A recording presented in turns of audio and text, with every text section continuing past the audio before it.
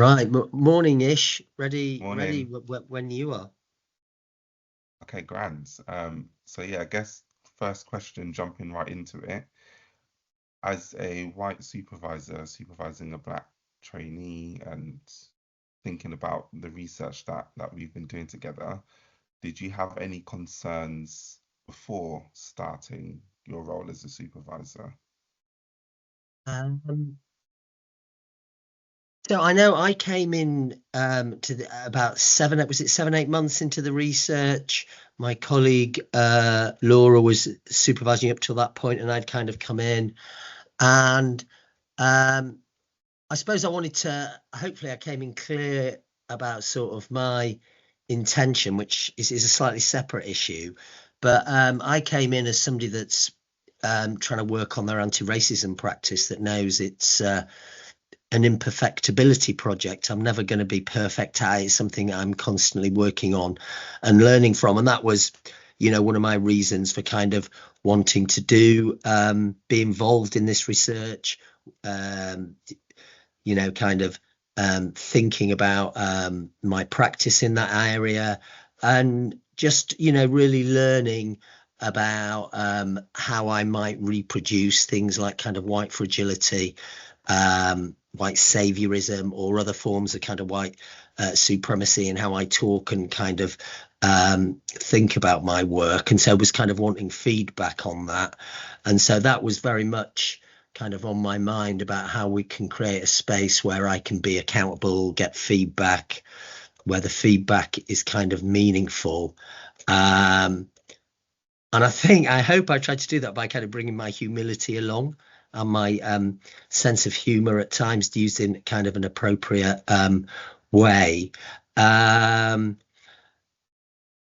I think that will be true of any supervision of someone from a different minoritized community to myself. I'm white, but I'm kind of white Jewish, and so I bring that thoughtfulness about how I can uh, um, think about how the relationship's managed. But I think you had another area, because you were researching racism and kind of microaggression. So that was my other bit about really wanting to support you and making sure well-being is kind of on our agenda.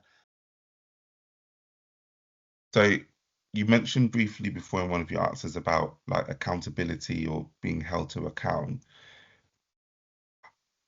I guess what does that mean for you as a white supervisor supervising a black trainee? And I guess holding in mind the power differentials of the roles, how would what would you be expecting of a black trainee in terms of holding to account? Um, well, there's a strong invitation and permission to kind of give me feedback. Mm, I recognize it will be my responsibility to put anti-racism, racism on the agenda, because of the nature of our workplaces and the way that structural racism operates in all sorts of public and other organizations. So I have a responsibility to that, doubly so because of the nature of the research. So yeah, that's sorry, I've lost your question while I was thinking about that point. so accountability Yeah. and how can that be done, set up? How can that be actioned? But I guess holding in mind the power differentials of the different like the roles, supervisee, supervisor, and also the positionality of race. Indeed, what white supervisor, supervisee of color, Mm, research supervisor, researcher. I think big part of it is kind of trying to name and discuss that power differential is there. We're not going to kind of make it go away. In fact, mm, efforts to make it go away can be problematic, because in terms of the sort of accountability I would want, it would be to support me with ensuring the level of support or scaffolding is appropriate, that you're not being under supported or kind of over supported, which I think is a potential risk when, as a white supervisor, or as a supervisor from a dominant group supervising someone from a potentially more marginalized group working on processes of kind of marginalization. So yeah, finding that balance and perhaps naming what it might look like if we went over the kind of balance. And as well as the complexities of kind of research supervision, because I've been an external research supervisor for various projects for years for Surrey. Now I'm part of the course team. Just understanding and learning from my colleague, who's the primary supervisor here, about the nature of the research supervision relationship and how that's distinct from being a clinical tutor, being a clinical supervisor, and certainly kind of from being a therapist. So it sounds like there's something about defining the roles, but also naming, and that can be quite helpful, naming the power differentials and having a conversation around, okay, people have permission to bring these topics and have these conversations. Just thinking about my experience of being in supervision, I found that permission giving actually the most helpful thing. And taking the risk maybe to share what your perspective has been on some of the power differentials, or how you view your role as a research supervisor, my role as a supervisee. I found that really helpful. So kind of like the supervisor taking the first step. Mm.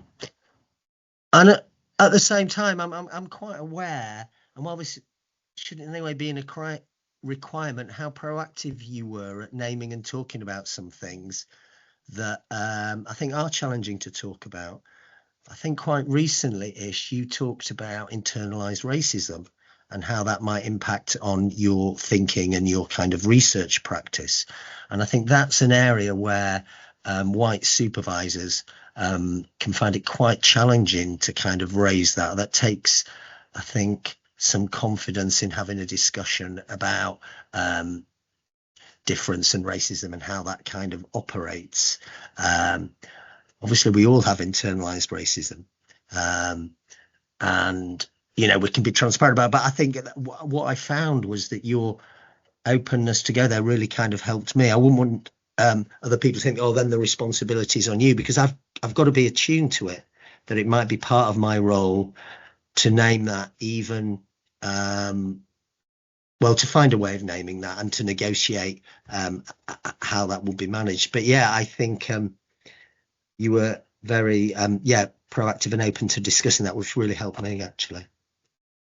Yeah, and I guess maybe it might be helpful to think about what contributed to that being able to take place, because I think, I can imagine how on the other side of it, being a research supervisor and not having that lived experience, it might be a little bit difficult or tricky in, okay, how I'm noticing something, how do I address this? Or am I noticing it because I'm viewing this through a white lens? So I think there's there's many layers to that. So yeah, I don't know if you had any ideas around what might have. I'll share what, from my perspective, what contributed to me being able to take that step. I just wondered, from your position as a research supervisor, what do you think contributed to me being able to bring some of that conversation? Oh, I guess my hope is, and I'm really interested to hear, actually, my hope is it's this, because I'm in some ways I'm quite a privileged position, and some members of our research team might not have the support and resourcing that supervisors are getting these days about working in terms of anti-racist practice. There's funded training. It's become a very influential conversation in the profession, really late. Some of us have been waiting for years for these conversations to commence within psychology. They've been happening in other professionals, in other roles that I've had for years. So my hope is that it was kind of that, but fundamentally, it's a relational activity that we're kind of in. So I would hope in any relationship, I'm working hard to mentalize the other, and to work on limiting how that power difference can silence us. Mm. You used the word mentalizing, and I think for me, that's quite a core part of what made me feel comfortable to really go there and have those conversations and name some of the internalized thoughts and stuff that I was having, because I felt like you were able to mentalize me not only as a trainee, but mentalize me as a Black trainee and think a little bit about what some of my experiences as a Black trainee might be within the cohort, out in like on clinical placements, and even within the research supervisory relationship. I felt like you were thinking about what is this going to be like for Ishmael as a Black trainee. And I think that consideration and that thought then made me feel safe enough to take the risk to share some of the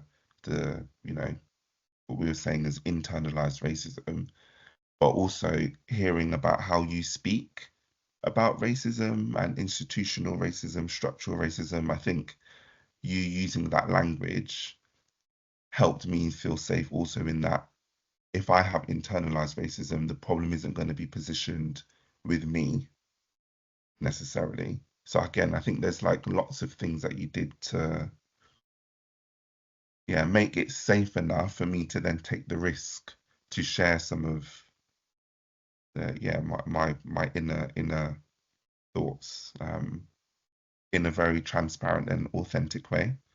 Whereas in other spaces, I might be a little bit more guarded or a little bit more cautious in how much I share because there'll be a question mark around how will it be interpreted, will there be any consequences, will it be taken the wrong way, etc. Yeah. And I think, you do take risks. I think some way, being involved, being involved in this kind of research, I see this as kind of justice work. And justice work really Mm, puts you at risk, and you really need kind of resourcing through it. I was at a really interesting conference at the weekend where a lot of people were speaking to how we protect and look after ourselves while taking this kind of work forward. And your generosity of feedback is really helpful and helping me guide me think about, well, what can I learn from this supervision for supervisions, but also how can we sustain this as we get into some what I imagine is going to be really tough data analysis. And again, for me, the question is, am I keeping an eye on if I'm under supporting or kind of over supporting? Because I think it can really go both ways. First of all, for example, I might, even though Laura's the methodology specialist, it may be that I might feel like, oh, I want to kind of hold back on sort of supporting you with excellence in your research or trying to refine and develop it because my white fragility might stop me questioning what you might say about racism as if you would have the whole truth. And there's all sorts of stereotypes in that, like you'll have all knowledge and all responsibility for it. And so I think it's being able to kind of raise questions as well. And I'm hoping that the relationship creates a context where that can be more possible. yeah, I mean, I guess it's touching on, the ethics of you have a role as a research supervisor and the research that we're developing, it needs to be of a certain standard, which will require some guidance or checking in or, guiding towards something, maybe. And I think,